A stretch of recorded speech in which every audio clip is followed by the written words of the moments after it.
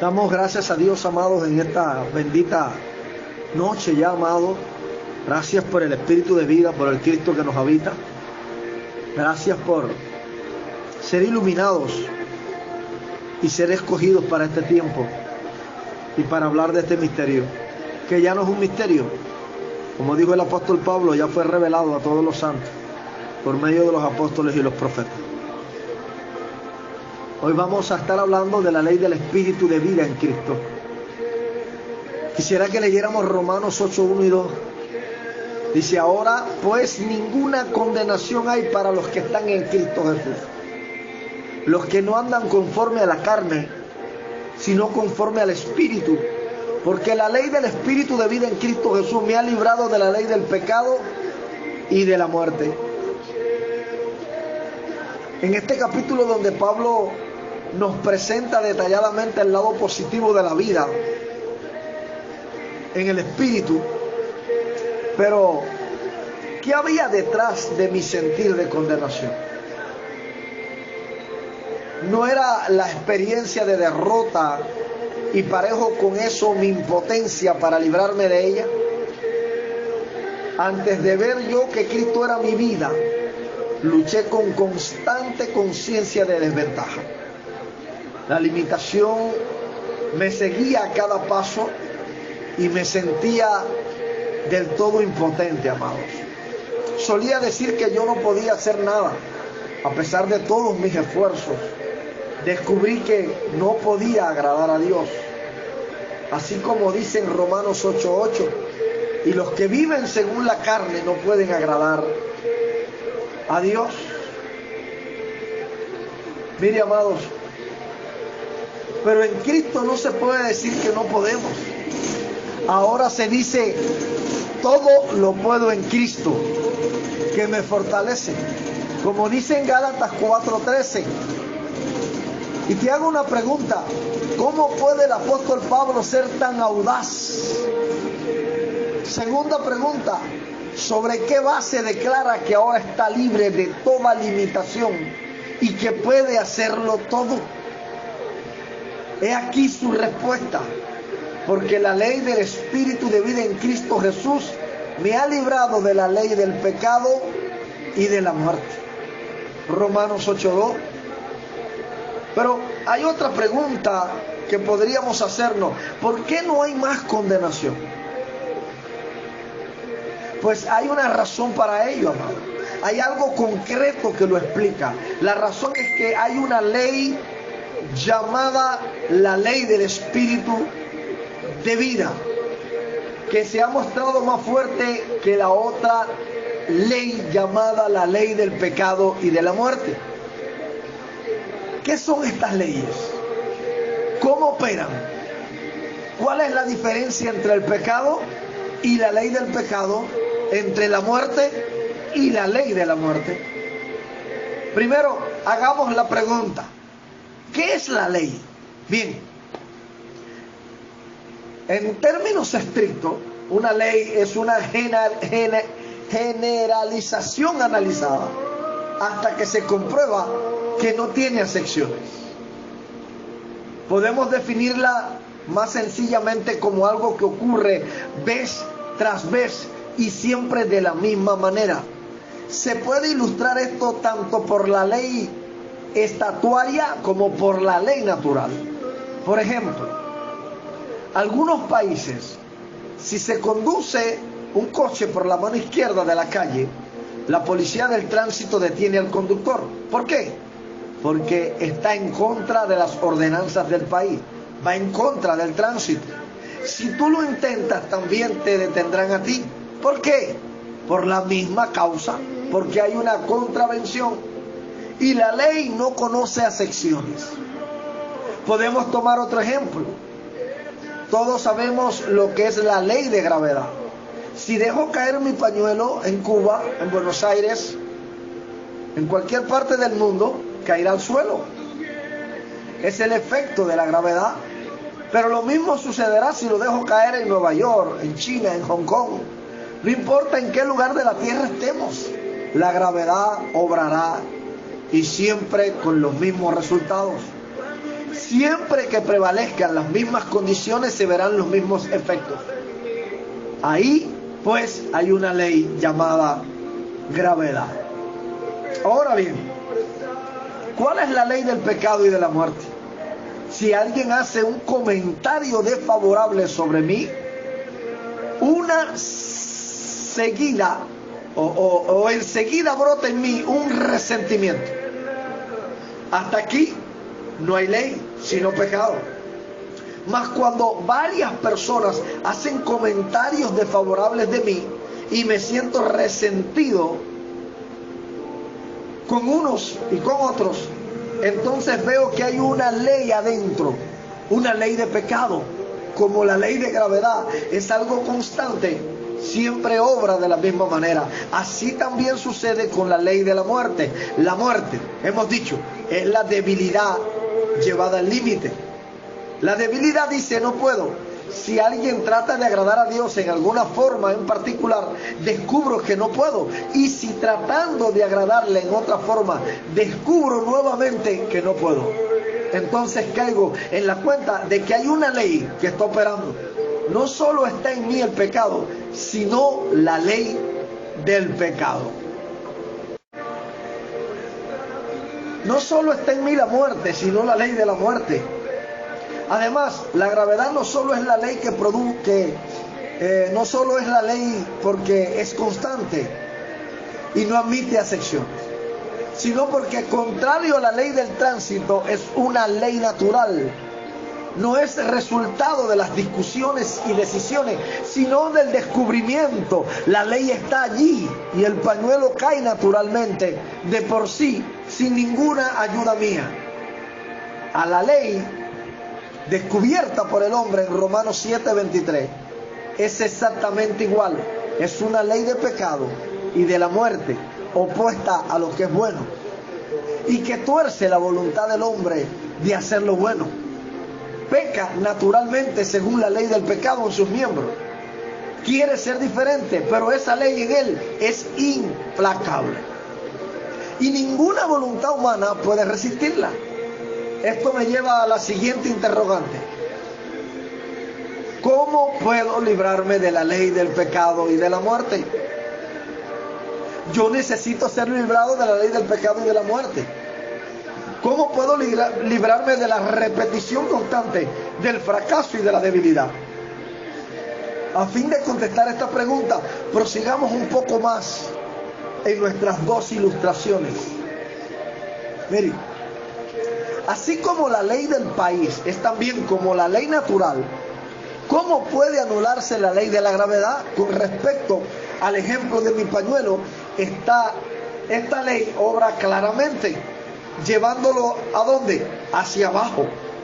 Pero solo tengo que poner mi mano abajo del pañuelo para que no se caiga en tierra. ¿Por qué? En cuanto a la ley, siempre está presente. Yo no hago nada con la ley de gravedad. De hecho, nada puedo hacer con la ley de gravedad. Entonces, ¿por qué ahora mi pañuelo no cae como antes? Porque hay un poder que no lo deja caer. La ley de gravedad está allí, pero hay otra ley superior que opera para vencerla, es decir, la ley de la vida. La gravedad puede hacer lo que quiere, pero el pañuelo no caerá, porque otra ley está operando contra la ley de gravedad para sostenerlo en alto.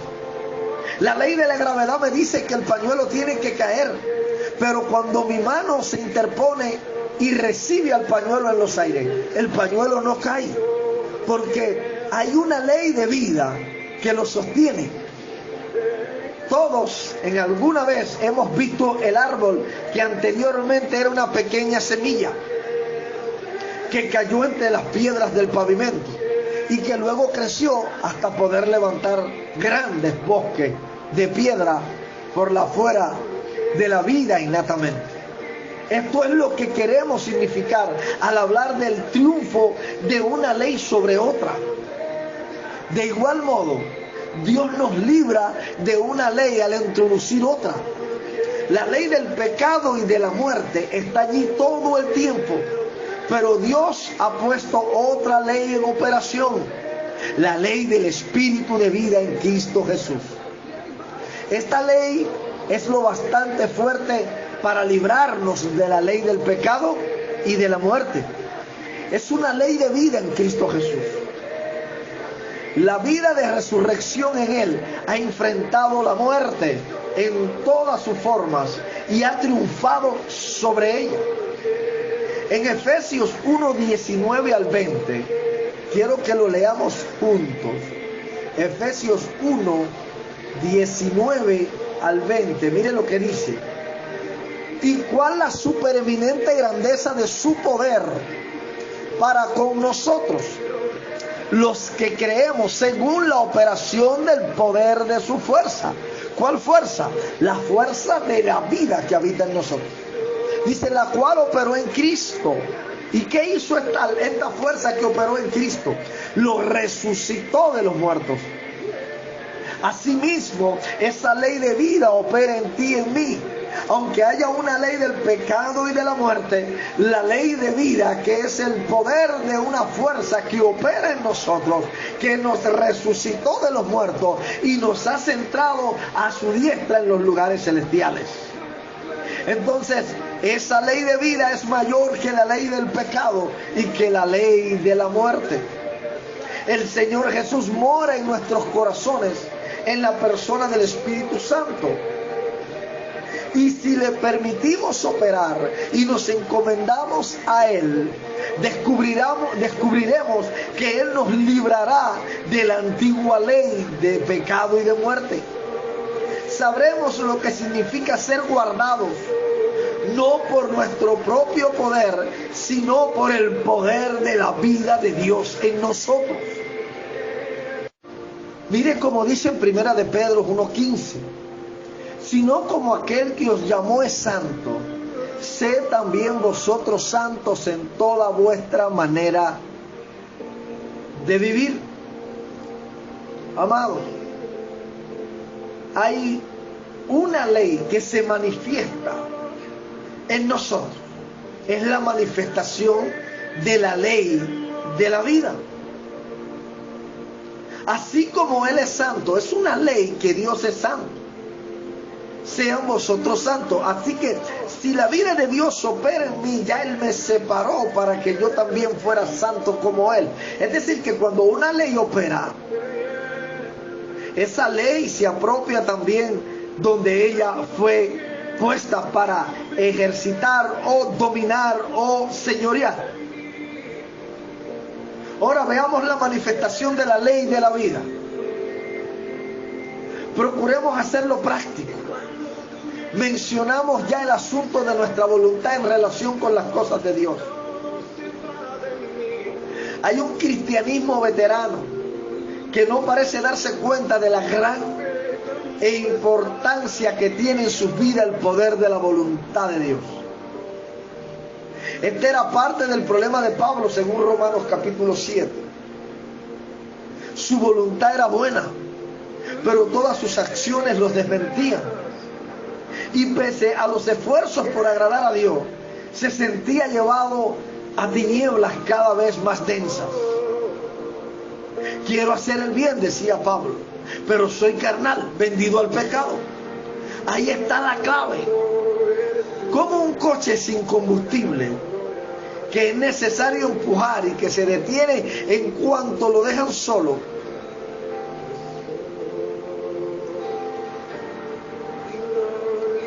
Muchos cristianos se esfuerzan empujándose por un esfuerzo de la voluntad.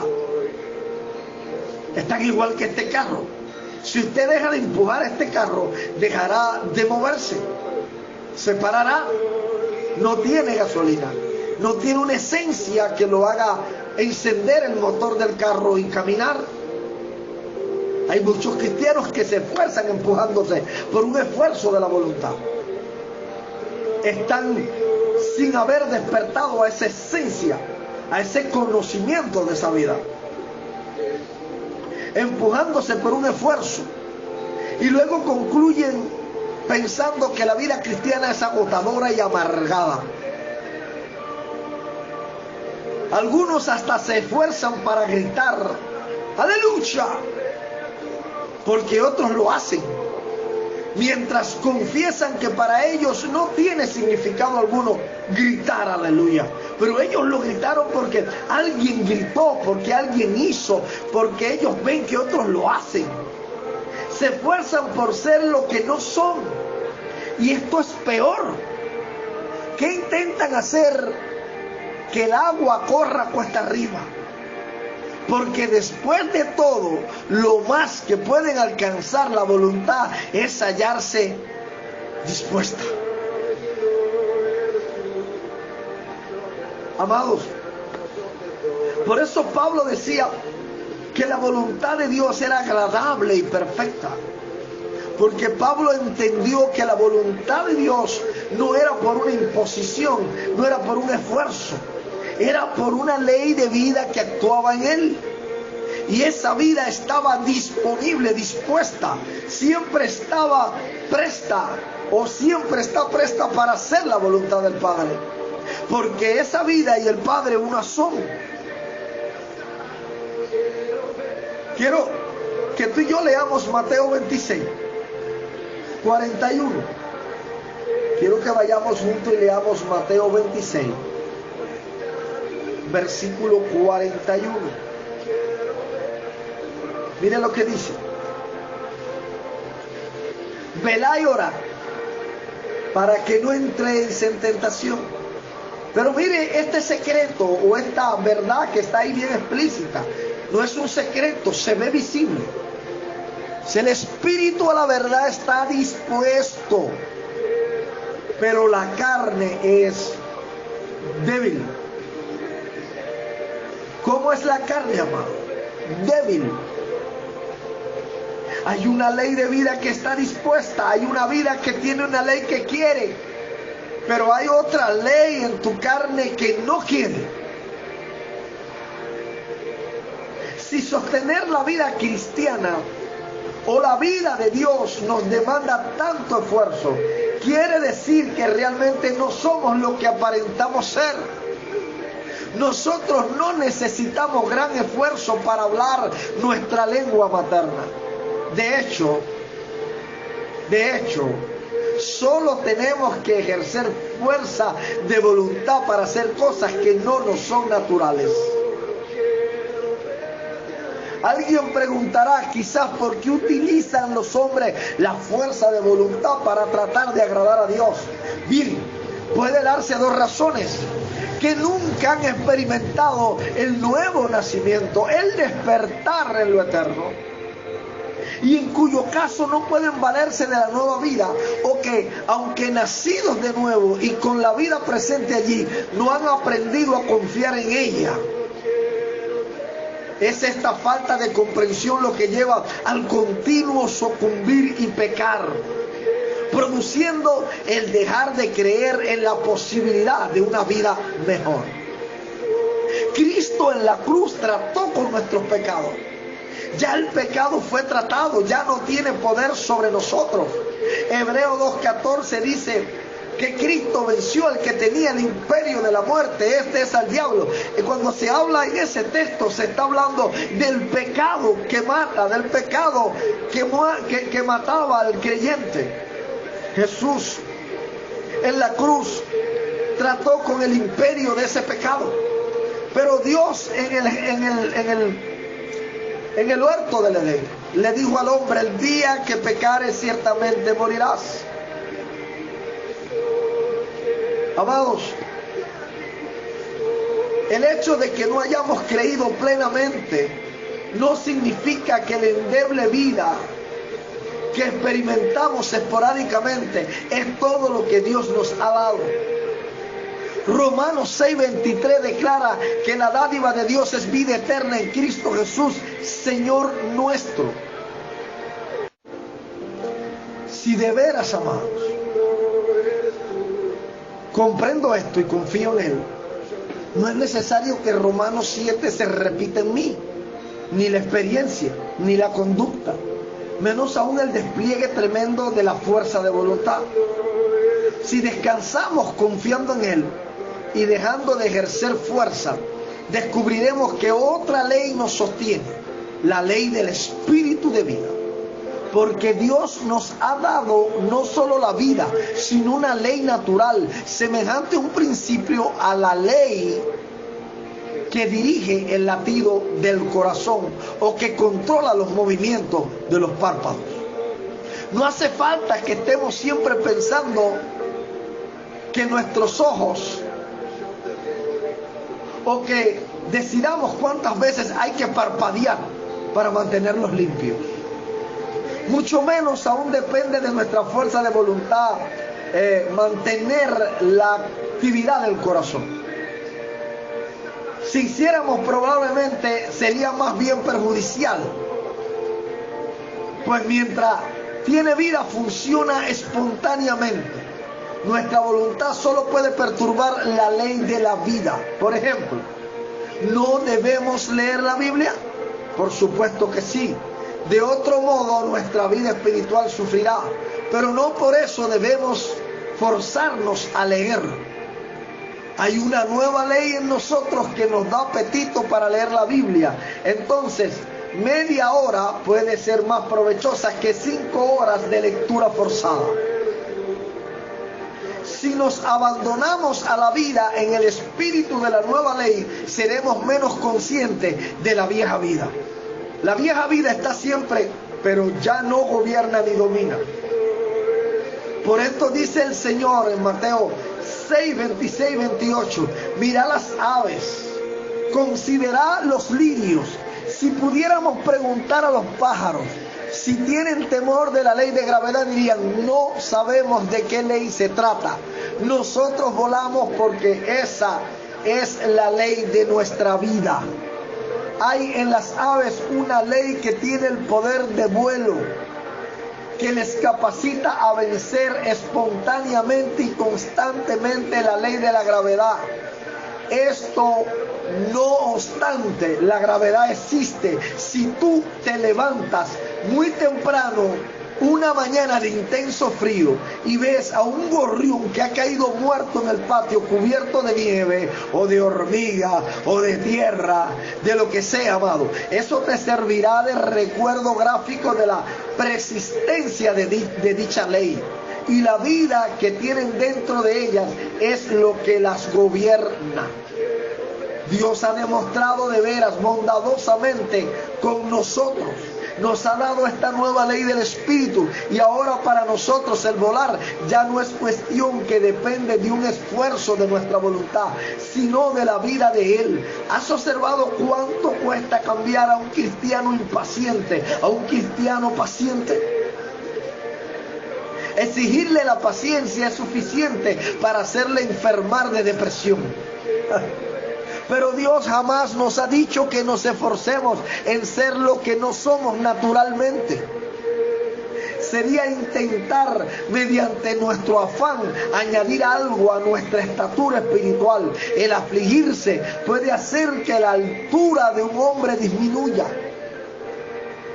pero no puede, en rigor de verdad, agregar nada a ella.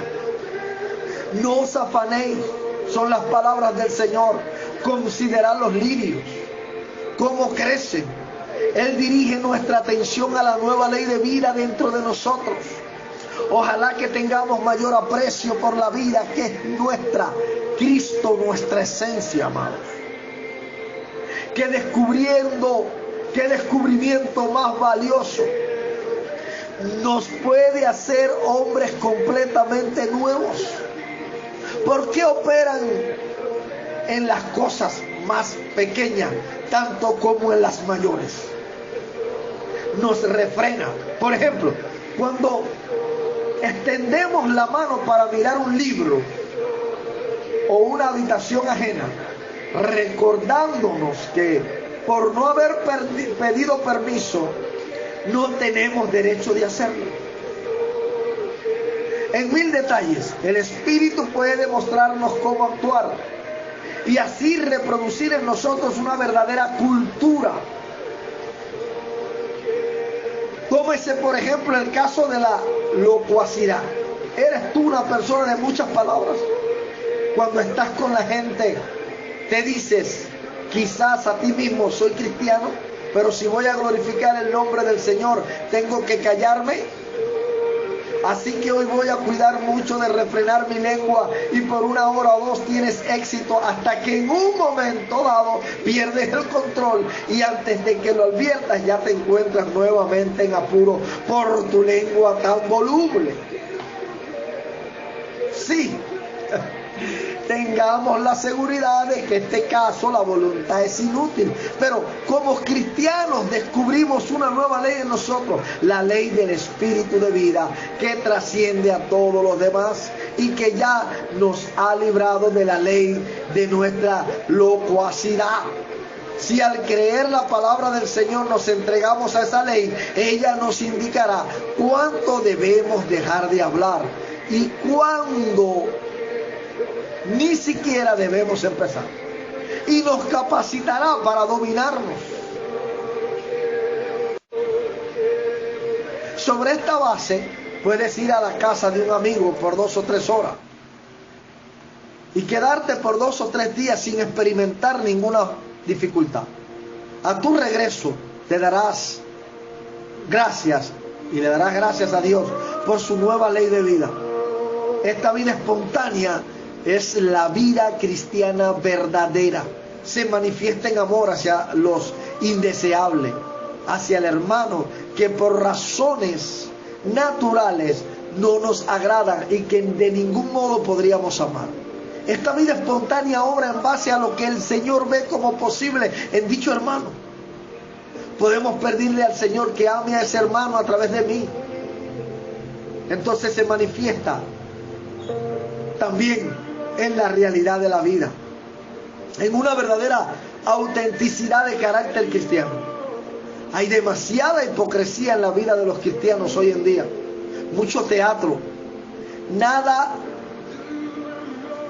distrae tanto de la eficacia del testimonio cristiano como la pretensión de algo que realmente no somos, porque a la larga los demás nos desenmascararán y descubren lo que somos.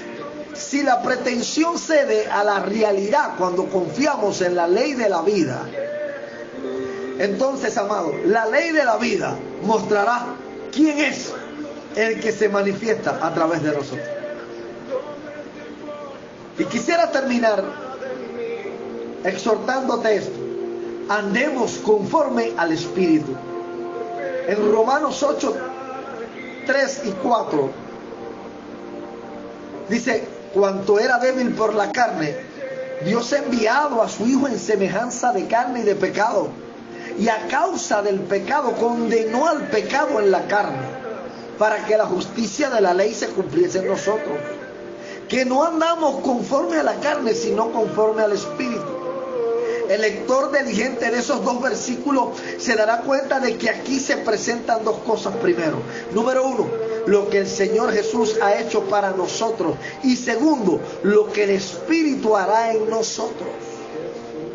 La carne es débil y por consiguiente la justicia de la ley no puede cumplirse en nosotros conforme a la carne. Recuerda que aquí no se trata de la salvación, sino de cómo agradar a Dios.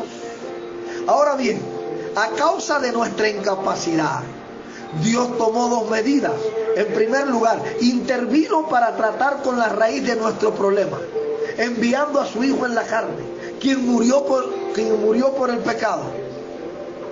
Y al hacerlo condenó al pecado en la carne, es decir, llevó a muerte en forma representativa todo lo que perteneció a la vieja creación en nosotros, al viejo Adán. Así le llamemos nuestro viejo hombre, la carne o el yo carnal. Dios hirió la raíz misma de nuestro problema al quitar la base fundamental de nuestra debilidad. Este es el primer paso, pero aún había que cumplir en nosotros la justicia de la ley. ¿Cómo podía esto hacerse? Era necesario también que Dios proveyera al Espíritu Santo para que morara en nosotros, o el Espíritu vivificante. Entonces el Espíritu vivificante vino, habitó en nosotros, se despertó el conocimiento de que ese espíritu habitaba en nosotros. Y entonces el Espíritu de Dios, que es la nueva criatura, que es el Cristo vivo habitando en nosotros, que es la simiente, la esencia de Dios habitando en nosotros, comenzó a ejecutar esa ley de vida. Y esa ley de vida comenzó a vivir a través de nosotros. Entonces, amados, terminamos diciendo como dijo Pablo: ya no vivo yo, mas vive esa ley de vida, ese Cristo vive en mí. Y lo que ahora vivo en la carne, lo vivo por la fe del Hijo de Dios. Es decir, Pablo dijo: lo que ahora vivo en este cuerpo, ya no lo vivo por la carne mía, sino que lo vivo a través de esa ley de vida que me habita. Cuando yo quiero odiar, esa ley ama por mí. Cuando yo quiero no orar, esa ley me pone el querer como el hacer para yo orar. Por eso es que le dije que él hizo dos cosas. Primero, el Señor Jesús, tenemos que entender eso, que el Señor Jesús, en lo que hizo él en la cruz. Mire, cuando Jesús en la cruz no justificó, es decir, nos quitó delante del Padre, se puso él, toda la culpa fue sobre él. Nosotros fuimos justificados, sin pecado quedamos. Y entonces, así era como único Dios podía habitar en el hombre, cuando viera al hombre limpio, sin pecado, sin culpa. Y él podía ser el Espíritu en nosotros. Por eso la carne es débil. Pero la justicia de Dios nos ayudó a vivir por medio de la ley del Espíritu de vida. Ahora usted me entiende, amado. Ya no andamos conforme a la carne, sino conforme al Espíritu. Ya no militamos en la carne, sino que militamos por la vida del Hijo de Dios. Esa es la ley del Espíritu de vida operando en mí. Había una ley que decía que yo tenía que pecar y morir. Pero ahora apareció una ley de vida que dice que ya yo no muero, que ya yo no peco. Porque ella es mi justicia. Me ha justificado, me ha reconciliado, me ha santificado, me ha separado, para que ya el pecado no reine en mí, ni la muerte. Oh, qué poderoso, amado. Entonces ahora vivo en la ley del Espíritu de vida en Cristo, que me ha librado de la ley del pecado y de la muerte. Te estoy bendiciendo. Espero que me entiendas. Espero que hoy hayas escuchado. Te he predicado como un niño pequeño. He ido despacio, porque no quiero que tu mente se embote. Quiero que entiendas que tú humanamente, en tu carne, por tus esfuerzos humanos, no puedes vivir esta vida. Tienes que llevar tu vida a la cruz. Esa vida del yo, esa vida anímica, y empezar a operar en la ley del Espíritu de vida que hay en Cristo habitando en ti. La gracia del Eterno te guarde. La vida en plenitud que te ha justificado, comiences a reinar con ella en vida, y todo lo bueno, justo, agradable y perfecto se manifieste a través de esa vida en ti. Te bendigo. Paz de Dios.